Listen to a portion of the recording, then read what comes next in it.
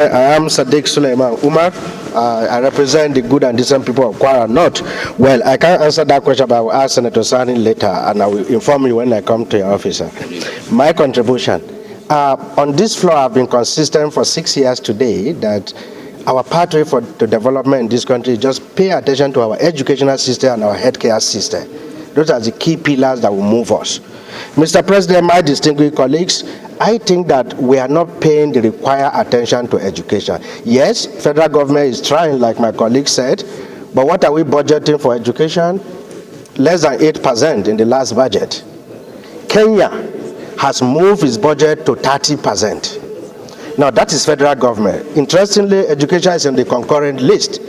Therefore, state governments and local governments should have a higher role to play in enhancing our educational system. Mr. President, my distinguished colleagues, I beg to say here that we need a total turnaround for our educational philosophy in this country. What we are doing, people going for paper education, not ready to learn any skill, is not helping us. We've had policies to try to drive this point, but it's not working. But we have no option. We must go back.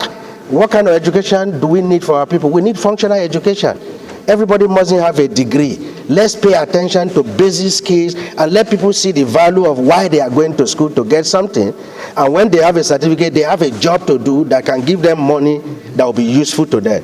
Therefore, Mr. President and my distinguished colleagues, I do think that we should declare an emergency for our education in this country, where all stakeholders, from up to the grassroots level, including community leaders, must be involved, and we must all take ownership. If we don't do this, we cannot move to where we need to move to, because that is our basic first path to development. Thank you very much, Mr. President. Yes, Governor Bello, you want to add?